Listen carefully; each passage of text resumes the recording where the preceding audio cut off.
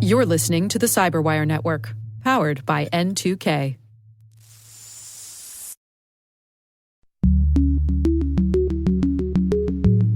In response to your feedback, we're now offering the Caveat newsletter, a single weekly digest of news and analysis previously covered in our pro-policy, privacy, and disinformation briefings. If you're already a pro subscriber, thank you. You'll have access starting this week. And for everyone else, visit cyberwire.com/pro and sign up today.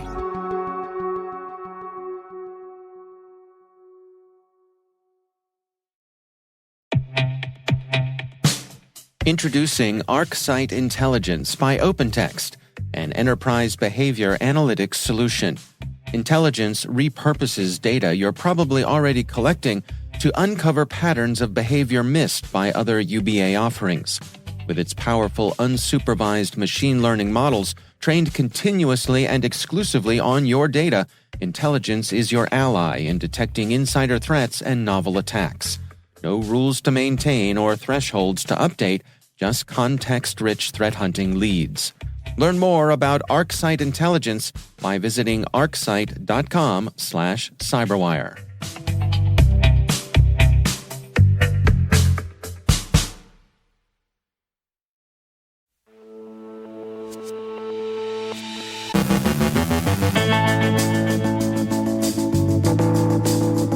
The NSA and CISA released a list of the 10 most common misconfigurations, along with identity and access management guidelines. Cyber cooperation between Russia and North Korea. Hacktivist auxiliaries hit Australia.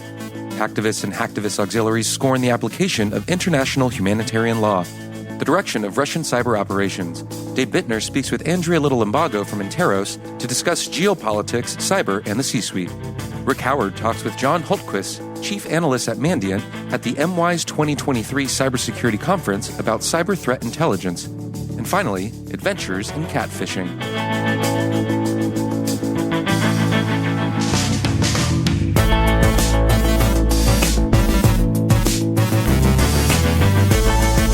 I'm Trey Hester, filling in for Dave Bittner with your CyberWire Intel briefing for Friday, October 6, 2023.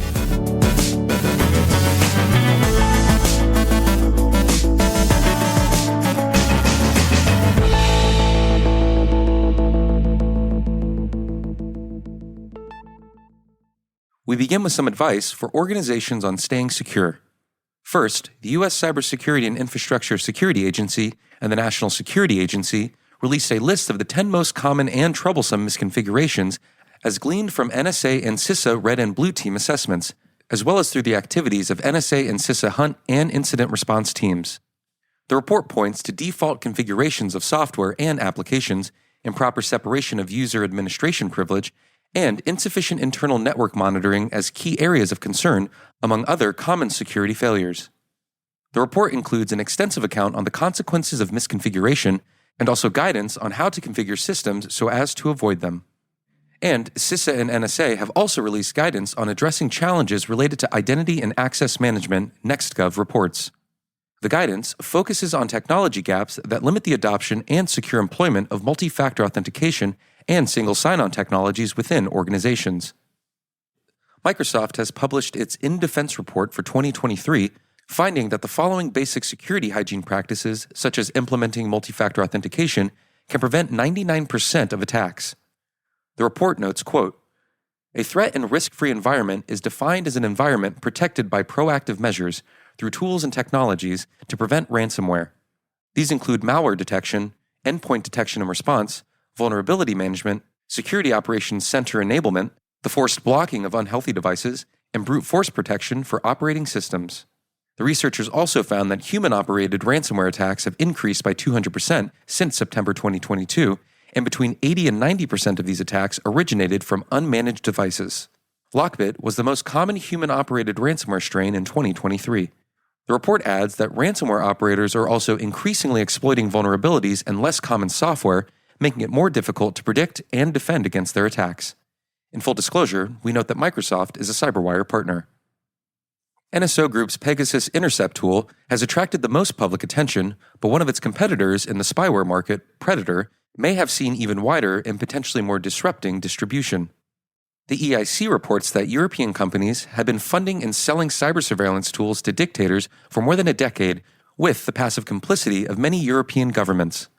The preliminary peak of surveillance excesses was most recently reached by the Interos Alliance, an association of several European companies through which predator software was supplied to authoritarian states. Activists, journalists, and academics have been targeted, as have European and US officials. Cyfirma looks at the most recent closeness between Moscow and Pyongyang and sees the potential for cooperation in offensive cyber operations. Such cooperation is easy and requires little coordination. Russia and North Korea share a common set of animosities, and both are already engaged against countries that are broadly hostile to the two regimes. The new friendship between the two countries hasn't, however, so far inhibited North Korea's attempts to collect against Russian targets. Microsoft reports that despite the recent meeting between Putin and Kim Jong-un, North Korea is still targeting Russia, especially for nuclear energy, defense, and government policy intelligence collection. Australia's Department of Home Affairs was subjected to roughly 5 hours of distributed denial of service attacks, which most news reports characterize as a pro-Russian hacker group.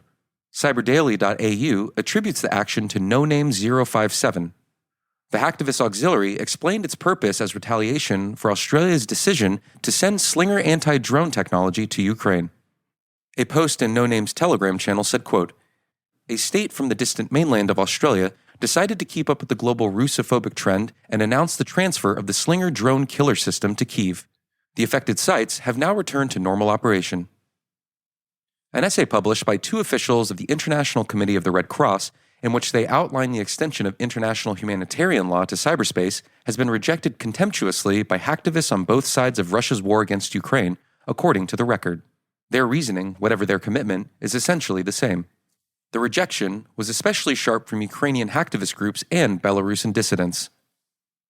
Microsoft has published an overview of the ways in which espionage is shaping the current state of cyber threats, concentrating on the activities of China, Russia, North Korea, and Iran.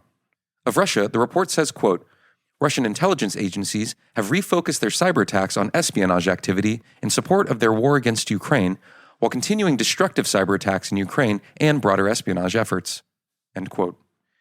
Insofar as classical espionage is concerned, the Russian services are most interested in the UK, the US, and Poland, and looking for insight into the direction of policy with respect to the war against Ukraine and, tellingly, the progress of war crimes investigations. Influence operations seem increasingly coordinated with operations on the ground, and Russia is devoting a great deal of attention to the Ukrainian diaspora, seeking to intimidate global Ukrainian communities and sow mistrust between war refugees and host communities in a range of countries, especially Poland and the Baltic states. Once again, in full disclosure, we note that Microsoft is a CyberWire partner.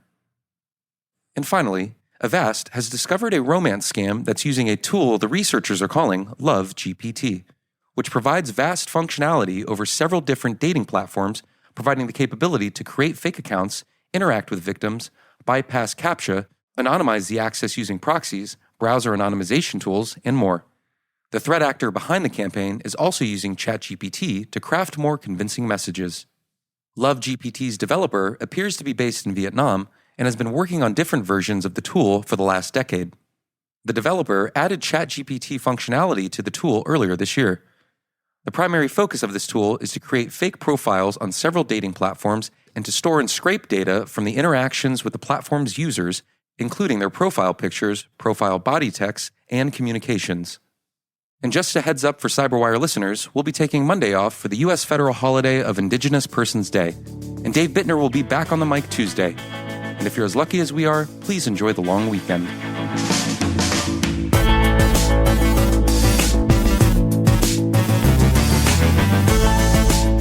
Coming up after the break, Dave Bittner speaks with Andrea Little Limbago from Interos to talk about geopolitics, cyber, and the C-suite. Rick Howard talks with John Hultquist, Chief Analyst at Mandiant, at the mWISE 2023 Cybersecurity Conference about threat intelligence. Stick around.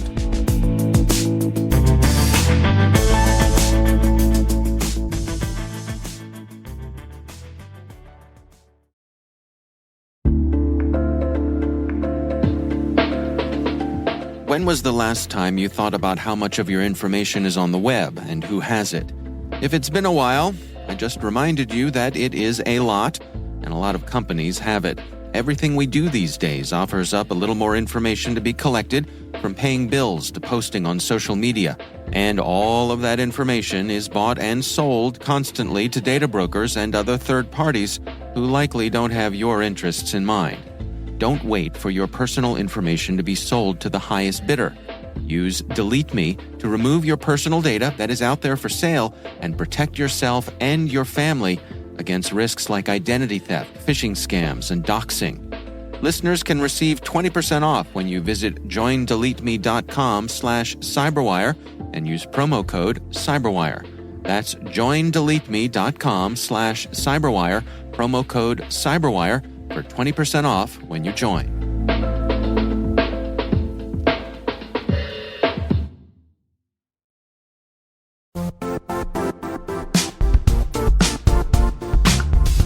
Arm your team with the latest news and trends in the evolving cybersecurity landscape with CyberWire Pro Enterprise. Our unlimited Pro content will allow you and your team to accelerate and sustain cybersecurity awareness and knowledge. Get access to searchable and accessible news in cybersecurity, business, policy, privacy, disinformation, and more. Find out about our education and military discounts by inquiring at thecyberwire.com/pro.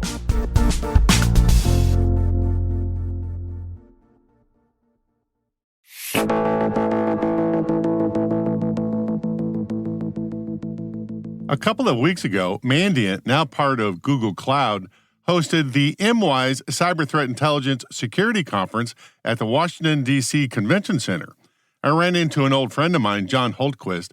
These days, he's the chief analyst at Mandiant, but he's been doing cyber threat intelligence his entire career in both the government and the commercial sector. After he left government service, he transitioned to the commercial sector as the director of cyber espionage analysis at Eyesight Partners. FireEye eventually bought Eyesight Partners, then Mandiant bought FireEye, and then finally, Google bought Mandiant. And John has been on that entire journey.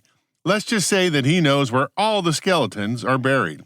And we had a wide-ranging discussion about the current state of cyber threat intelligence, the late, great Kevin Mitnick, and the revelations this year from Chain Analysis, a commercial vendor, about how crypto money is not as anonymous as we all thought it was. I started by asking John if there was a single theme to the mWISE conference this year. I've spent a lot of time with customers, and that's honestly, it's super enlightening because I have my thoughts on what I think matters, and then you go into the room and they're like, this is what actually matters to me. And it's always great to sort of find where those two parts kind of connect. I think obviously the situation with the casinos in Las Vegas is the talk of the town, or whatever you want to call it now. Which is crazy, right? Yeah. I mean, okay, it's a big deal for them, but why is that more important than, I don't know, something else? I think those actors are sort of challenging a lot of the ways that we do security, right? And I will tell you that I spent a lot of time working with casinos through the years, and they are mature players, right? They know what they're doing. They have been doing security since day one at casinos, right? It's not an afterthought. It never was. And so, it's really interesting to see, an actor, hit more than one of them. And, we've been essentially trying to distill some of the lessons learned from that actor. Is there something we can just point to here? Like, we've been doing cybersecurity for 30 years. Yeah. They took advantage of something that we have not been paying attention to. Well, it's funny. It's like everything old is new again, right? Yeah. There are things that I think we thought about a long time ago that maybe we didn't keep watching because adversaries change and we maybe not have kept our eye on the ball on certain things. Just like, by the way, there was a talk about USB malware, right? Which was like the bane of my existence when I was in the government with the Agent BTZ situation. So that everything old is new again. I think, these are things that we've thought of before, but they've sort of refreshed a lot of our memory on a lot of these problems, and it's good because we're going to start, attacking some of these problems. So the biggest one is their ability to social engineer. It's exceptional. They're English speakers. I keep talking about, it's not just that they're English speakers, they're native English speakers. They're able to sort of develop a real familiarity with the people they talk to. And sort of emote in the language, right? There are differences between how people in Western Europe discuss things, right, and how they emote on the phone, right? And these guys are locked in and able to really convince somebody to help them. What that means is that a help desk will not only sort of, allow them to get through these gateways that we've set up, but they'll almost pull them through because I think they like them. They want to help them. So we've gone back to more social engineering as a skill set. It's a huge skill set. Yeah. And I think that it exposes the vulnerability in just, the way that we set up these help desks, and probably how we incentivize them, right? They're incentivized to be helpful. Right? That's how they're reviewed, I'm sure. That's right, yeah. Telling somebody no may not actually be in their interest, economically, and if you work on the floor, and we got to make sure that's not the case. I heard a story by Bittner talk about help desk. He was saying that the way he would social engineer a target was that he would call in and help the help desk solve a problem, like he faked to be a contractor. Oh, wow. He'd solve the problem. And then a week later, he would call the help desk again and say, hey, I need you to fill out this. Remember me, fill out this paper. Oh, wow. Right? Yeah. And it's like, so maybe we're coming back to those the long play, by the way, is something we actually seen from the other players, more in the text, email, message situation, like the Iranians and the South Koreans. And you'll see them social somebody for like a month now before they ever bother to send that link or that attachment. But they're pulling people through.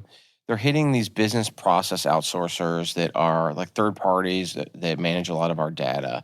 And the other thing that's really important that they're doing is there's a focus on telecoms and SMS, and particularly the ability to overcome second, like two-factor, right? Or the ability to get somebody to send a reset code or something directly to a phone that they control. And it really proves that we have to really rethink how much we rely on phone numbers as a reliable way to sort of authenticate somebody. Because we're still trying to get people to use two-factor on phones, right? We're still on this journey, and I will say that I still think it's a speed bump, right? Yeah. But it's just not an enterprise. Like it's not, a speed bump is not like a doorway, right? Like it's not enough for an enterprise.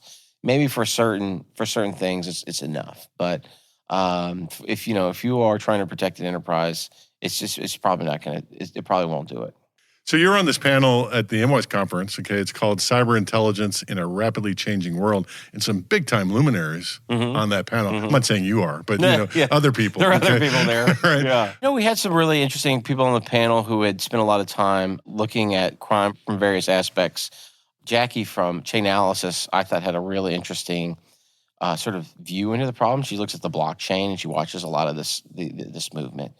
And one of the things she said is she's seen sort of a drop off in some of so many criminal actors, and she attributes this to maybe some success. And we're seeing 0 days in the crime space now, and there's a thought that maybe there is actually an increasing barrier to entry. So some of our defenses may actually be working.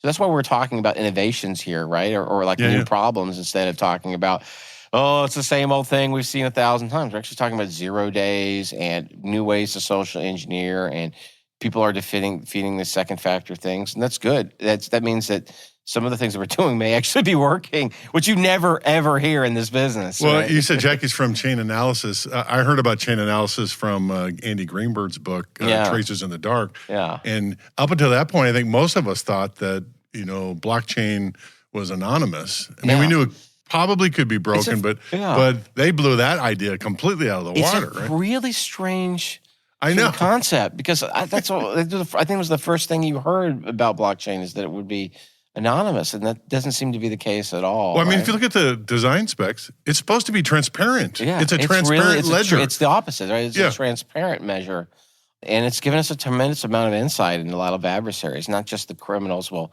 not just the good old-fashioned criminals, but we also have like the North Koreans now, and we could see the scale of their program, and it's in the hundreds of millions. It's amazing.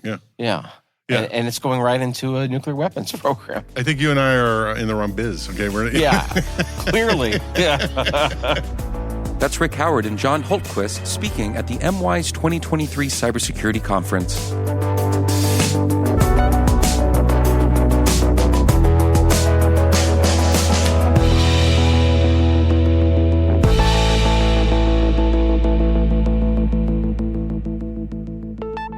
And I'm pleased to be joined once again by Andrea Little Limbago. She is Senior Vice President of Research and Analysis at Interos. Andrea, it is always great to welcome you back. I want to touch base on geopolitics, something you and I talk about regularly, but also how that intersects with cyber, of course, but the folks in the C-suite. What sort of insights do you have on that? Yeah, no, thanks. And there are areas that tend to be disconnected in most conversations, but what we're seeing at the C-suite level is a growing push both for greater cybersecurity domain expertise as well as geopolitical expertise. And that, unfortunately, Russian invasion of Ukraine kind of, what was the prompt, forcing function on that regard. However, that some of that discussion had started earlier following the start of the U.S.-China trade war, but wasn't necessarily taken as seriously as it is now. And it's been a good 7 years since then. So the various kinds of sanctions and regulations and so forth really have just continued at a rapid pace. If nothing else, it's a compliance issue in many regards for some of these companies that the C-suite needs to be aware of. But it is thinking about, how can you build a resilient company in these times of shifts, and looking across, the major shifts that are going on to really shape this new normal. Clearly climate change will be one of them. The technological revolution that's underway is one of them. But the geopolitical landscape is shifting in ways that we have not seen for decades. And that is something that's starting to raise much more awareness. And we have folks on the board are starting to ask, how are you building your company to be resilient against some of those shifts? The folks I speak to, always emphasize that you have to approach the C-suite in the language that they understand, which tends to be risk, material risk to the business. And yet, everything, it seems these days, flows through cyber. I mean, even the social aspects of social media. We're coming up on an election season here, and that affects everything as well. Are we seeing a heightened awareness from the C-suite to focus on those elements? I'd say a growing. I'm not sure I'd say heightened yet. Okay. I wouldn't go quite that far. Right. And I think to your point, and so much of the geopolitics and the risk associated with it are manifest through cyber. And that's why we see so much of that interconnected. And so I think there's a rising awareness.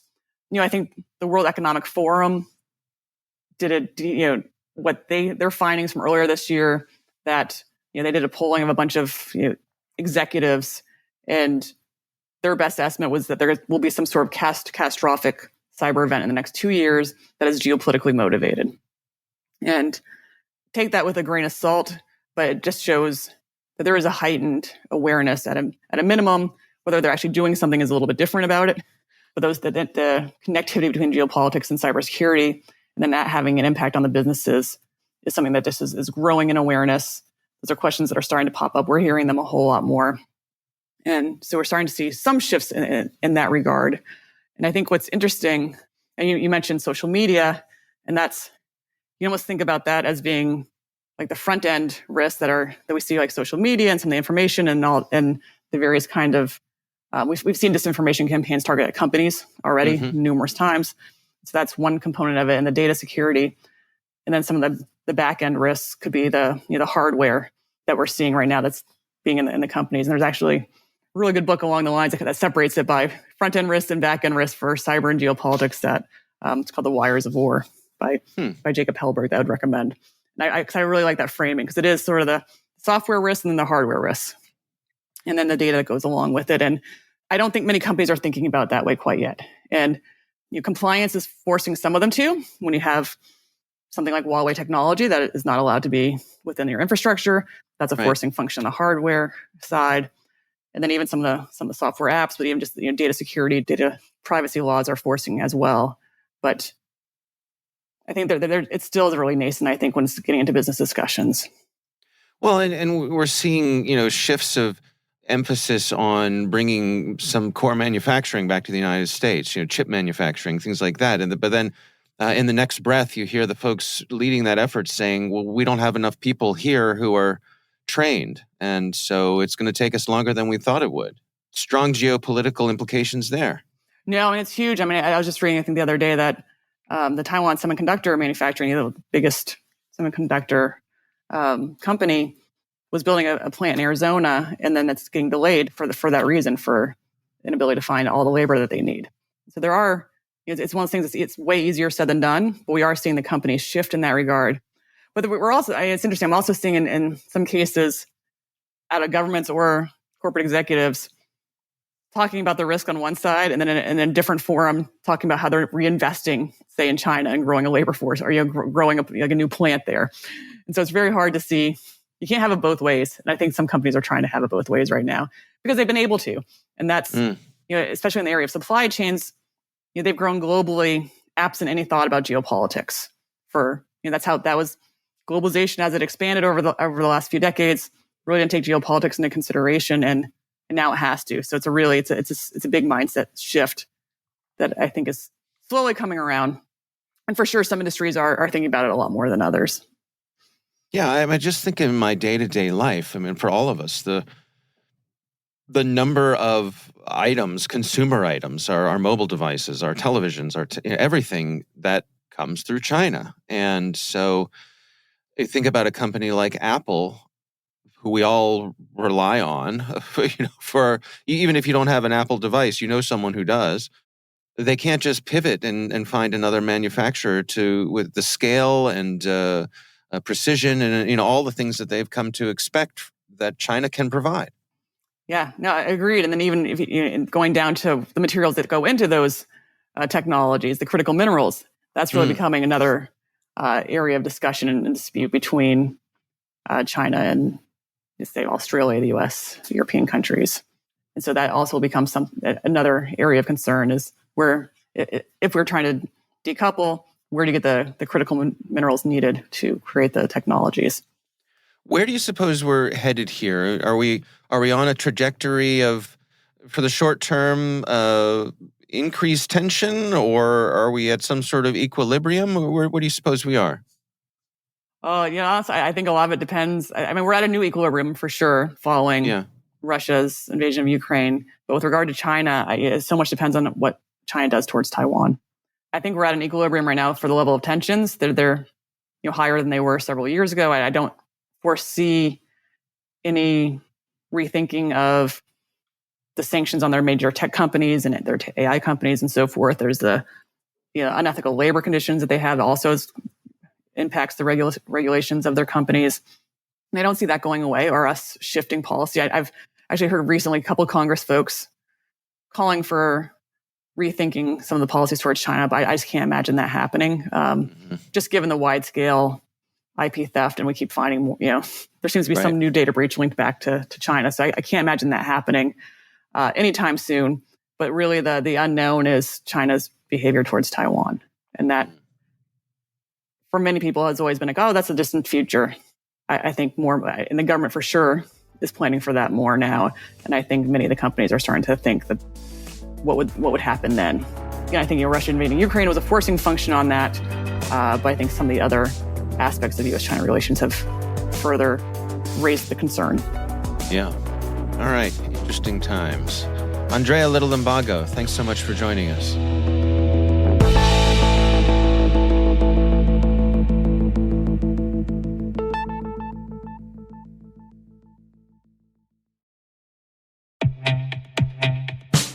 What's the true cost of a single cybersecurity incident? Try $4.3 million, and it's even higher in the United States. Each organization faces more than 1,200 cyber attacks per year. Tally that up, and you're staring down some hefty losses. Getting ahead of these threats requires the right technology for tying cyber risk to business impact, so you can add context to any risk decision, prioritize remediation, and report what matters most to your key stakeholders. LogicGate's Risk Cloud Cyber Risk and Controls Compliance solution makes all of that possible. Learn more at logicgate.com.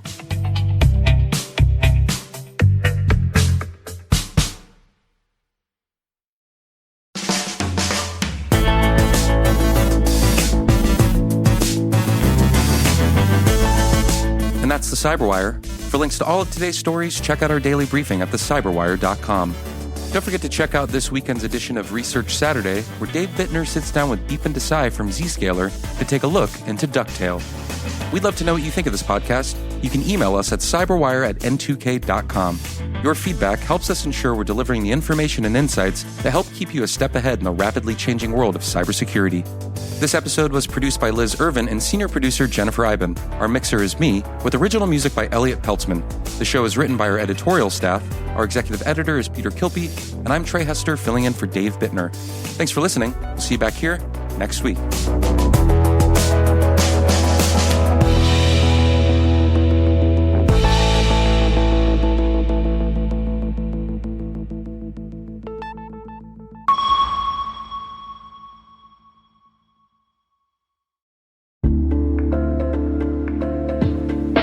Learn the cloud TTPs of Lucre 3, a group that overlaps with Scattered Spider and is responsible for breaching the cloud environments of some of the largest enterprises in the world. Permiso is now offering complimentary briefings on this threat group with Ian All, Senior Vice President of P0 Labs and former Head of Advanced Practices at Mandiant. These briefings help security teams better defend against attacks orchestrated across identity providers, IaaS, SaaS, and CI/CD pipelines. Head to permiso.io to schedule your free briefing today.